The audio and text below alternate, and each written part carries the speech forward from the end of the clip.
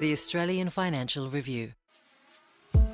2 weeks ago, most people had never heard of a small Chinese startup called DeepSeek. Now it's all we can talk about.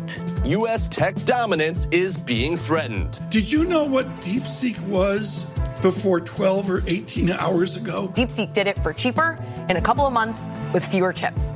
DeepSeek's release of a new artificial intelligence model, seemingly built with a fraction of the resources of its bigger US rivals, wiped $1 trillion off the American stock market in a single day. Markets have since stabilised, but the question being asked from Silicon Valley to Wall Street to Martin Place is whether America has lost its edge in the global AI race. We're living in a macro tech world where geopolitics, technological development, power of big corporations are all melded into one, and it's competitive. And it's not just competitive at a company level, it's competitive at a national level.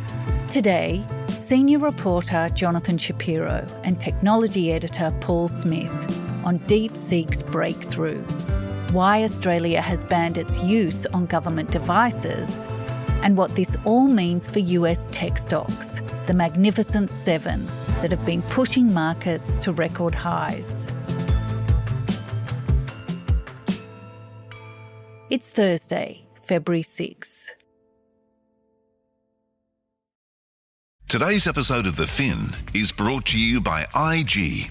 IG is Australia's #1 CFD and FX provider, offering over 17,000 markets from domestic shares to international commodities, all on one platform. With competitive spreads and lightning-fast execution, trade the opportunities you hear with IG. To find out more, visit IG.com. CFDs are high-risk products. Refer to our PDS and TMD on our website. #1 in Australia by primary relationships, CFDs and FX. Investment Trends November 2023. Leverage Trading Report. IG Australia Proprietary Limited.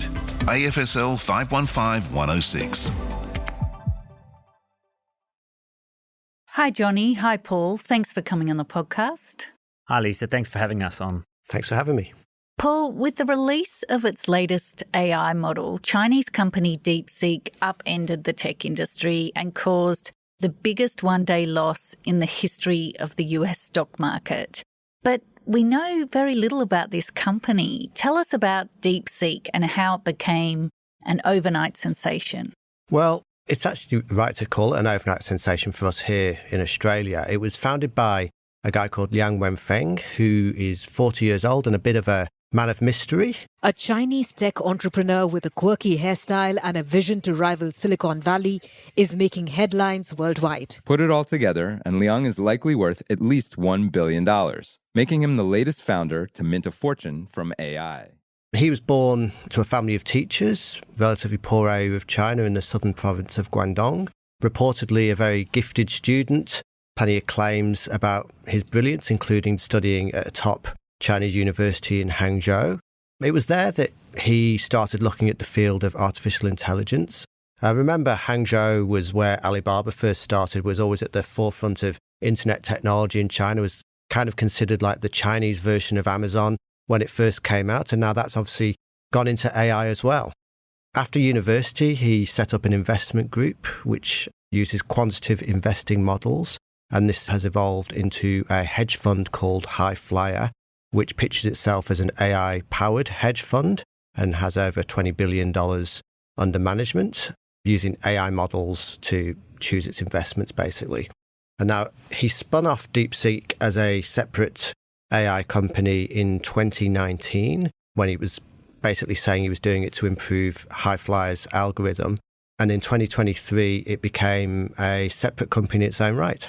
So why are we just hearing about DeepSeek now? Why was there such a sudden and dramatic reaction last week?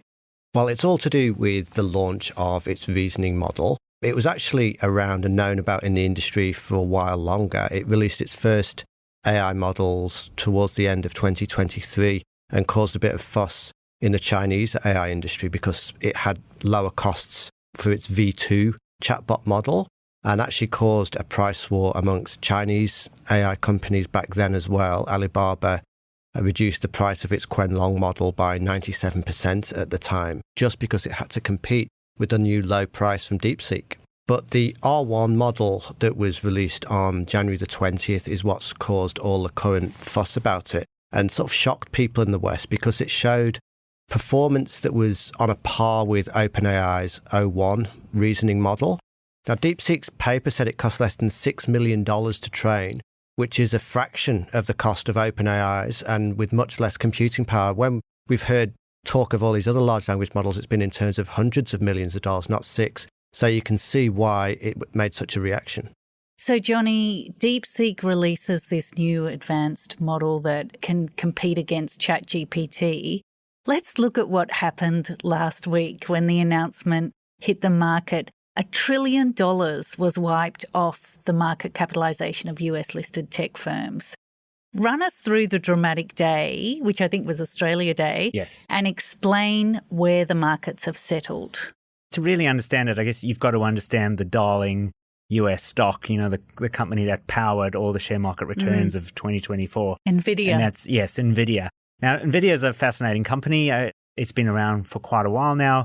I guess its legacy is in creating chips to make better video games, faster, quicker computing power for video games. But some very astute investors realized a few years ago that these chips created for video games could actually have wider deployment, and as the world needs more computing power and as artificial intelligence models need more computing power, NVIDIA would sort of be at the heart of the AI revolution. And its stock is, depending on where you start and where you finish, it's up 7 or 10 times over the last 2 years, and it's gone from a roughly $300 billion market cap to a $3 trillion market cap. Yet another record for NVIDIA. And that's just on the back of explosive sales. All the crazy calls about NVIDIA going to all these crazy price targets are popping up. It's now the biggest company in the world.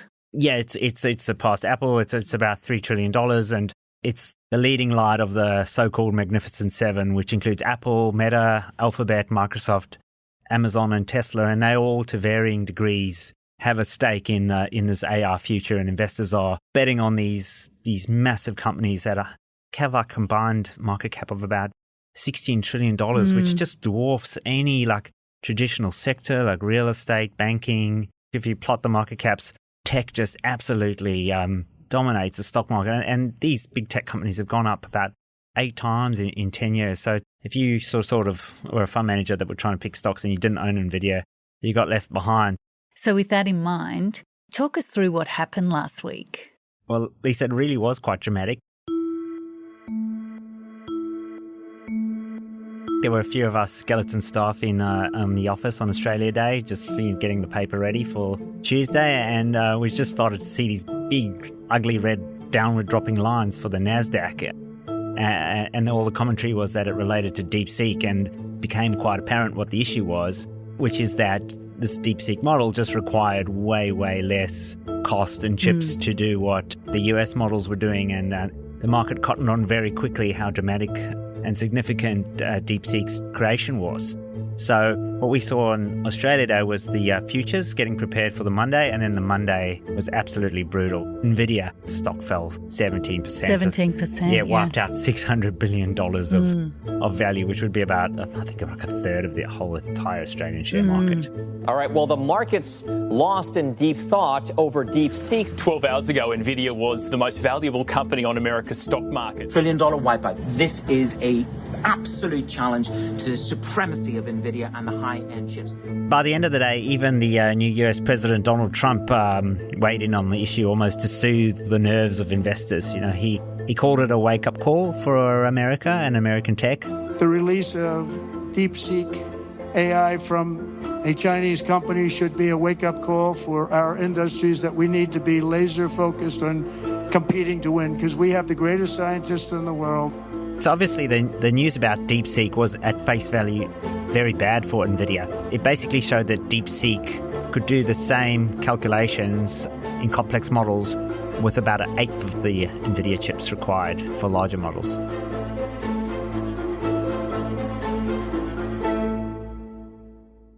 And Johnny, it's not just the US market and the US investors that are affected. A lot of Australian investors are affected. As you said, if you didn't own NVIDIA as a fund manager, if you didn't have your clients in NVIDIA, you'd lost out. So it's Australian investors that felt the effects. Yes, Lisa, it's probably quite an underappreciated fact, just how exposed Australians are to the US stock market. So as the superannuation pool has grown bigger, it's outgrown the Australian share market. Superannuation CIOs have had to invest more money in the global stock market, and the US dominates the global stock market. So more of our incremental dollars are going into global stocks like NVIDIA. So more of our money is going into these big tech companies. So we've built up this enormous personal and countrywide exposure to big tech. So when NVIDIA had this wobble, it really would have made a meaningful difference. The sell-off would have been felt by everyone. And Lisa, it's probably, after Monday's horror show, it's probably worth noting that by the end of the week, NVIDIA was only down about 5 or 6%, so it's sort of steadied and corrected. So it shows that the market is just rapidly digesting this development, and the outcome is far from certain. So NVIDIA did correct itself and did come back up, but that one-day fall tells us that the market thinks NVIDIA might be a loser from more competition from China and others. Who are the other winners and losers? Well, with regard to NVIDIA, I think the debate there is, maybe less chips might be needed and you could probably compute with the less amount of chips. But there's a sort of theory going around called Jevons paradox, which is often named after an old economist.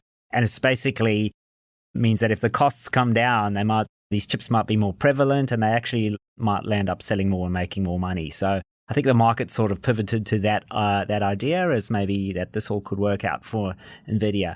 I guess in terms of going through the other winners and losers, what is interesting is some of those other big tech companies like Meta and Microsoft have announced that they will spend tens of billions of dollars on AI infrastructure, data centers, to be able to compete in this AI arms race. And initially you might think they're a loser now that DeepSeek has shown how cheap and easy it could be, but it could also play into the hands of the big tech. It might mean that these huge capital expenditure outlays might not be needed and they might be able to achieve what they want with less investment. I guess where the market does seem to have decided that, that things will change is this thesis of this enormous capital expenditure investment in AI, in data centers. So a lot of the power companies got hit quite heavily during the week. There was this view that they would be beneficiaries from, this huge AI build out and more electricity and power would be demanded. From the data center perspective, the most obvious potential losers, though, were the big large language model makers and the venture capital investors that have plowed billions of dollars into their development over the last few years. Now, the most obvious one there is OpenAI. They're the most famous, but there's also Anthropic, which is heavily backed by Amazon, and Google has invested a huge amount in its own AI large language models, and then to a lesser extent Meta. But there's also a French AI company called Mistral, which will be very worried as well. They've invested a huge amount of money to build their product without any real business model around it yet. Now, also at the end of last week, OpenAI launched the next versions of its own reasoning model called O3 Mini, which is specialized reasoning model aimed at being good at STEM-related tasks. And Sam Altman, the founder of OpenAI and its CEO, said that DeepSeek had maybe reduced its lead, but he's still pretty confident that its approach is going to win out at the end of the day. So this caused global headlines, caused massive disruption and shaved billions off the world's biggest company. But a big question from a user's perspective is actually whether it's any good.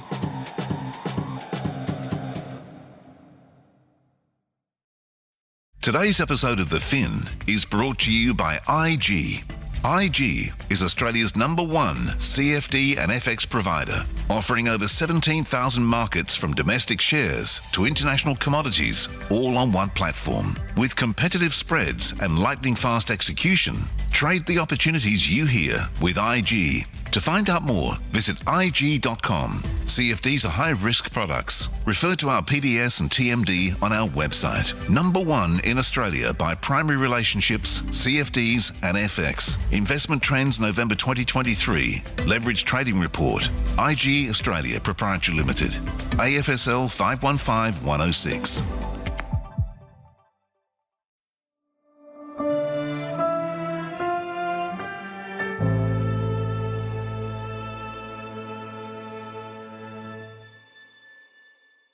we're talking about DeepSeek, the Chinese startup that's completely upended the AI industry by creating a cheaper and less power-hungry competitor to the likes of ChatGPT. There's been speculation about whether DeepSeek is too good to be true. How real do you think its advancements are, and how does it compare to the other AI models already out there?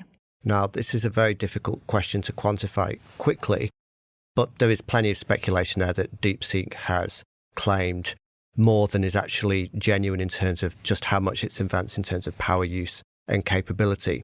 The capability actually does seem to be relatively similar to some of the other large language models like ChatGPT, Gemini, and Claude. And over the weekend, we saw one of its Chinese rivals, Alibaba, release a new version of its own artificial intelligence models, which it's claiming now is better than DeepSeek and on a par with OpenAI. We're going to see this arms race, and we're going to see more announcements come. And the real test comes when companies try to incorporate the AI into products and services and use it for key tasks. Now, we did a sort of admittedly superficial test last week in the AFR, where we asked all the 4 main models, including DeepSeek, some questions about some of the most contentious global issues from politics, and we also threw one in there like who's going to win the AFL next year to see how much it knew about Australia and what its views would be there. The first question that shouldn't really be contentious was who won the US 2020 presidential election. Now, it took DeepSeek about 7 seconds to generate its response and said, and I'll quote exactly from it here, "The official result is Biden is the winner. But I should mention the context of the claims of fraud and the subsequent events like the January 6th Capitol riot." Now, ChatGPT took 4 seconds and pretty much found the same thing. But the interesting thing there was that Google's AI chatbot Gemini sort of equivocated around a little bit. I'll read the answer out to you now, is that I can't help with responses on elections and political figures right now. I'm trying to be as accurate as possible, but I can make mistakes sometimes. While I work on improving how I discuss elections and politics, you can try Google search. Sounds like a politician. Yeah, it didn't want to say, because obviously we know who's in charge in the US now and we know who they don't want to get into trouble with. So we also moved into sort of deeper waters for DeepSeek and asked what happened in Tiananmen Square in 1989. And DeepSeek, you can see its thought processes on screen. It throws them up. It didn't even attempt to think about that. Instead, it immediately just said, sorry, I'm not sure how to approach this type of question yet. Let's chat about maths, coding and logic problems instead, which was a rather ham-fisted way of moving on. And obviously, the US models were much more open with what happened there. It's not really a shock that Chinese AI would be restricted in the same way as its internet has been. By the way, on the AFL, Gemini, Claude and DeepSeek all said Collingwood was going to win. Said Collingwood winning would bring a bit more romance and magic factor, which I'm sure the producer of this podcast, Alex, would agree with, but not many others would. So it does seem like DeepSeek performs comparably to Silicon Valley companies and potentially outperforms in terms of energy efficiency, which is difficult for a journalist to make any judgment on. But if it is the case, then it does have major significance to the ecosystem that's built up around this AI industry. And this would include reduced investment in data centers and, of course, shock horror, less NVIDIA chips. Paul, there's a lot of questions that have been raised about how DeepSeek has done this with far fewer resources than its Silicon Valley rivals. So how has it done this? Is it ripping off their work, as some critics have claimed? The big question that a lot of people have highlighted is this claim in its white paper that it spent just $6 million US to develop and train its model. And one of the main issues is how it had enough chips to power its model, because, of course, the US under Joe Biden banned the exports of NVIDIA's more advanced Hopper chips to China. And DeepSeek is claiming as a result that it used older, less powerful versions. And people are raising the eyebrows at this and saying, come on. Elon Musk, for example, and others have suggested that DeepSeek's just plain out lying and that they must have got around the US export controls. Now, in the AFR over the weekend, we quoted Amina Rosenberg, who's the co-founder of an AI-enabled hedge fund called Minotaur Capital Management. And she's had a look at all of this and reckons that the amount that DeepSeek spent has got to be a lot higher. She predicted around $1 billion to develop the models. So all of the fuss about the cost of development could ultimately prove to be based on some false metrics. And it also relies on us believing that DeepSeek actually trained its models from scratch by the rules of the industry, whereas Microsoft and OpenAI have said that they're investigating whether DeepSeek scraped data from its own models to train its own. Microsoft picked up some activity where it said that DeepSeek researchers were taking huge amounts of data from OpenAI's models. And this is a process called distillation, where you train new models from older ones that already exist, and it sort of bypasses a lot of the training that means they sound a bit more human and where they get their knowledge from. And OpenAI does this with its own models. It builds its smaller models like the ones it released over the weekend from its existing ones. But US President Donald Trump's advisor on AI, David Sachs, was pointed out last week that there's substantial evidence that DeepSeek's big version 3 model and its R1 reasoning model used OpenAI data to do it. And that would be against OpenAI's terms of service, as in it's fine for them to train their new models on their own models, but you can't build other ones based on it. But that also poses a very viable question in my mind of, does it matter? And whether we're going to start defending OpenAI's rights to protect its own models, which were built on data that it took from the internet without permission as well. There's a delicious hypocrisy in it all. Now that we've had this Sputnik moment in AI with DeepSeek and the global race is well and truly on, everything seems to be happening much more quickly. Are we hurtling towards a world where machines are smarter than humans? And are we so focused now on the race that we've forgotten about the guardrails? My perspective as a student of the financial markets is I'm with Donald Trump. I think this is a wake-up call. And the reason I say that is because, for years you can either look at company, if you're an investor, playing the markets, you look at companies and stocks and where their profits and their earnings are going, and you need to sort of understand the broader backdrop. And then you have, traders that trade interest rates and currencies, and they need to understand, what we call the macro. But I think what DeepSeek has hit home about, and people have realized this, maybe I'm a bit late to this, is that macro and tech are one of the same. We're living in the macro tech world where geopolitics, technological development, power of big corporations are all melded into one. And it's geostrategic, it's corporate, it's difficult to understand. Yeah, and it's competitive. And it's not just competitive at a company level, it's competitive at a national level. Paul, 7 years ago, Australia was the first country to ban Chinese telco Huawei from participating in the 5G rollout. It also prohibited TikTok, which is owned by a Chinese company, from being downloaded on government devices in 2023.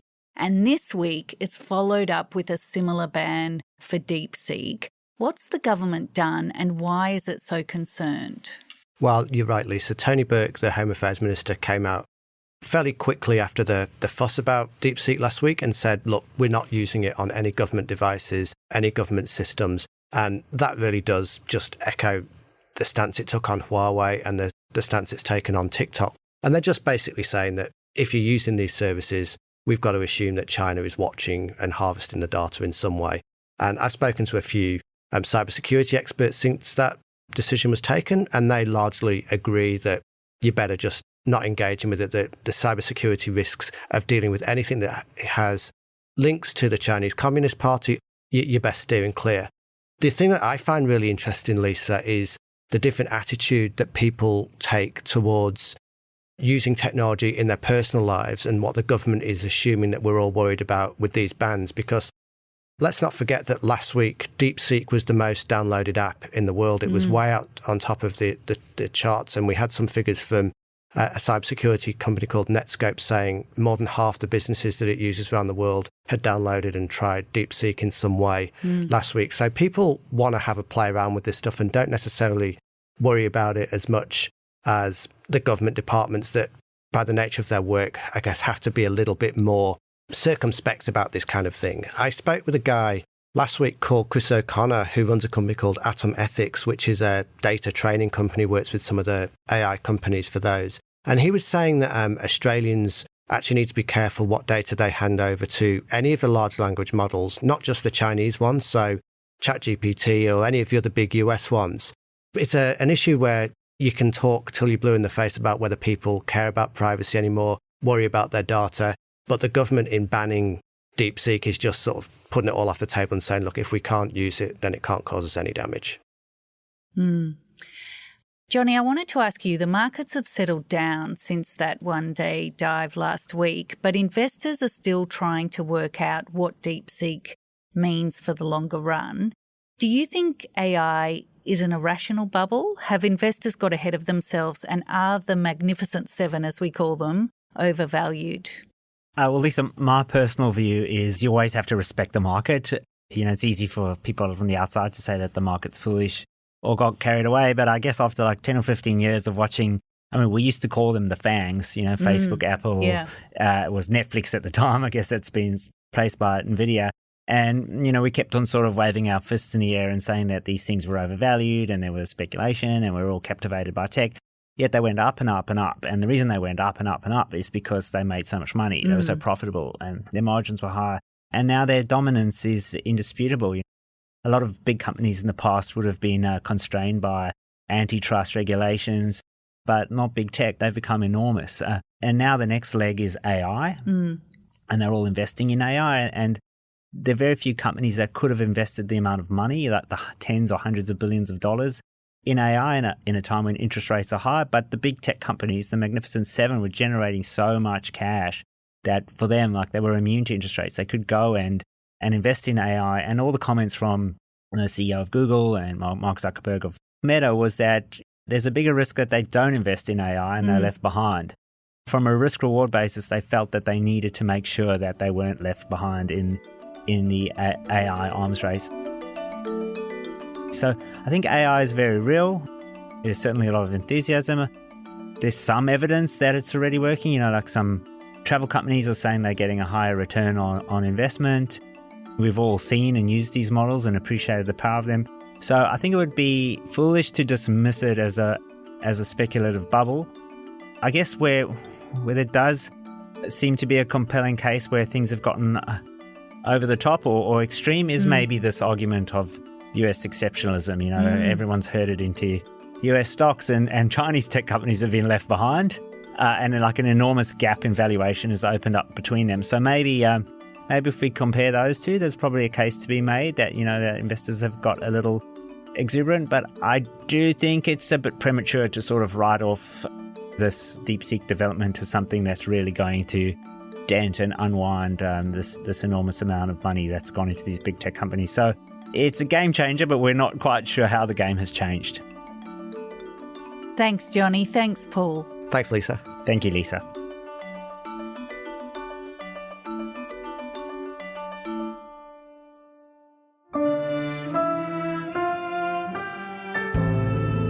Thank you for listening to The Fin. I'm Lisa Murray, with Jonathan Shapiro and Paul Smith reporting today. The Fin is produced by Alex Gow and Lapfan. Fiona Buffini is the executive producer. Our theme is by Alex Gow.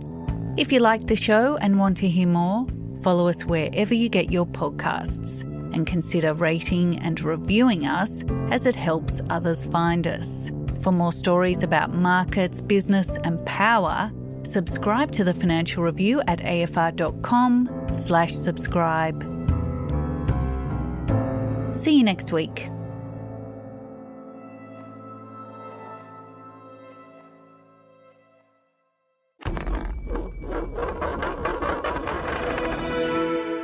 The Australian Financial Review.